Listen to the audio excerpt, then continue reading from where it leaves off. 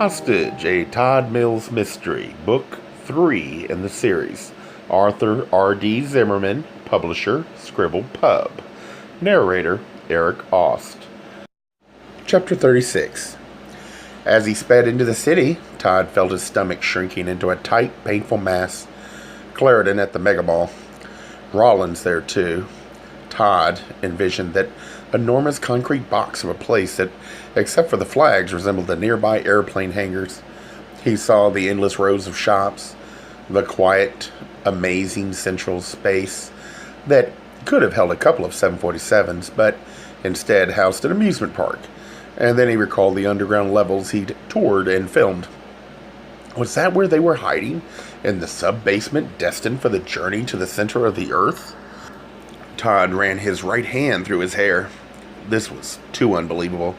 Reaching the uptown area, Todd headed up Lake Street, passing Calf, Weird, Lund's grocery store, and finally crossing Hennepin Avenue. A block later, he turned right and pulled into the parking ramp behind Calhoun Square, where he steered into a ground-level space and left the Ford Explorer.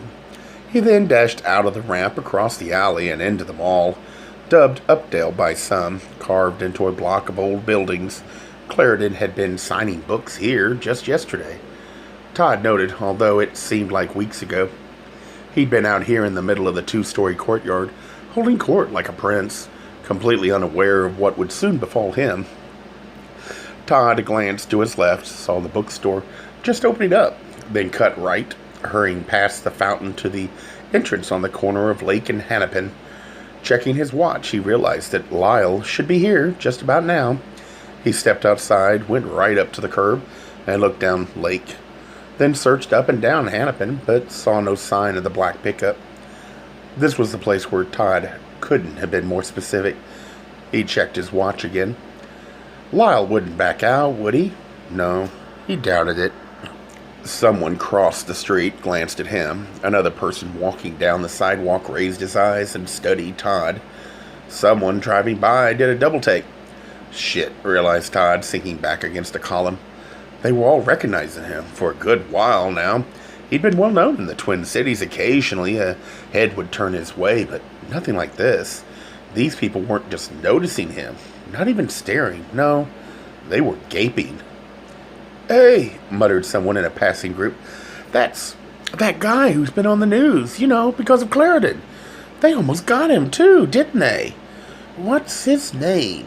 Tom or Rod, or..." So they'd seen the local and national news, possibly CNN, on perpetual repeat. Whatever, but Todd didn't want the attention, particularly now. He scratched his forehead with his left hand, tried to shield his face, but the fame he'd sought for so long, and that was now his, was not something with a switch. It couldn't be turned on or off at his discretion. He thought just as someone came up to him, a guy with a big gut and a big smile. "Wow, we've been watching you on TV," said the guy, loaded with questions. "Pretty intense, huh? Pretty amazing. You were right there. Were you scared?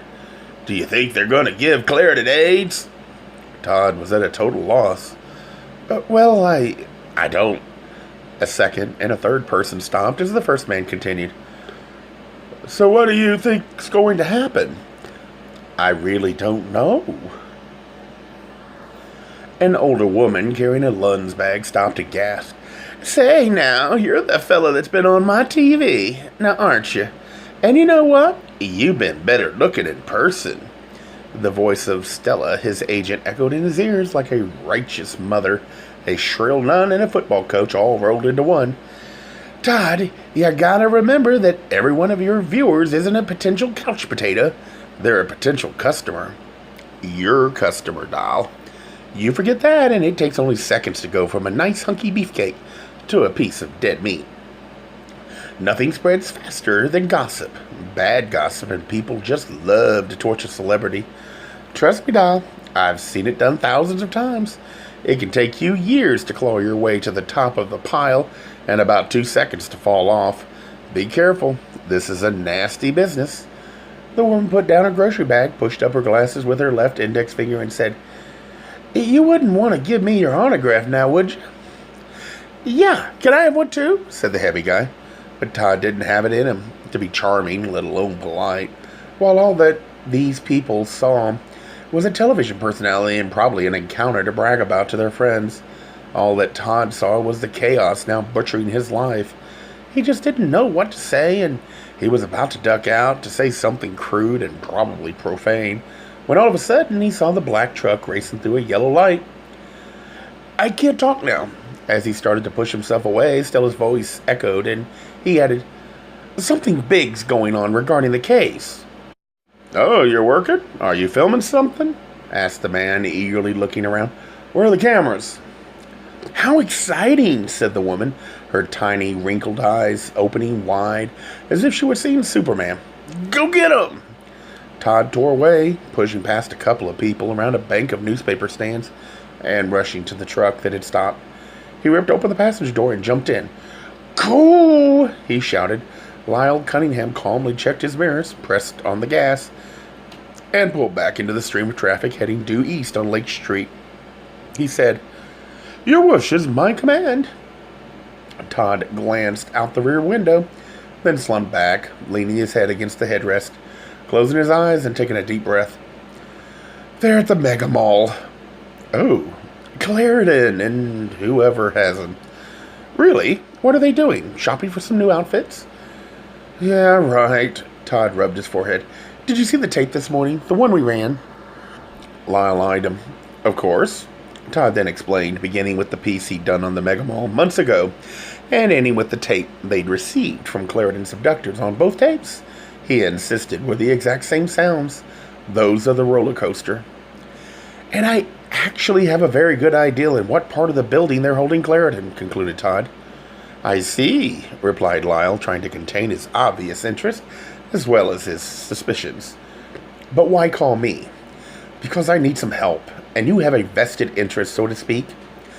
Todd turned around again, searching the street for any suspicious vehicles.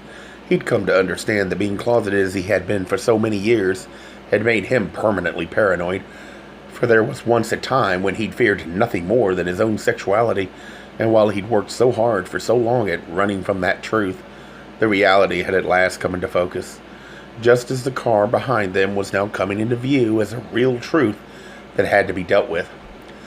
Lyle continued, saying, Okay, but the police and the FBI would be the logical choice. You could even get your cameras and be the real hero. Let's just say things have gotten radically more personal. How so? The guy I've been dating just... Todd could barely force himself to say it. Just found out he's HIV positive, and I'm afraid he's somehow mixed up in all this. Todd eyed the familiar car about 3 vehicles back and shook his head. Actually, I'm not really sure what's going on, so for now I need to keep the FBI out of this. Glancing in his rearview mirror, Lyle asked, Do you see something back there? Yeah, a silver 4-door Chrysler. If I'm not mistaken, it's the same car from last night, and chances are it's the FBI.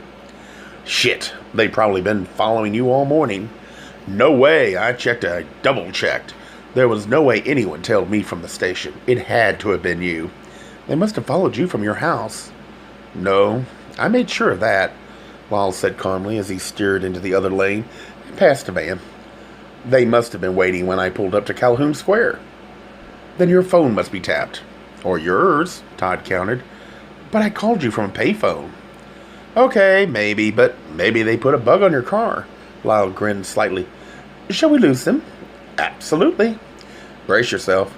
As they approached the busy intersection of Lake and Lindell, an old business district lined with brick buildings, and now swarming with buses, cars, and a few motorcycles, Todd made sure his seatbelt was snug.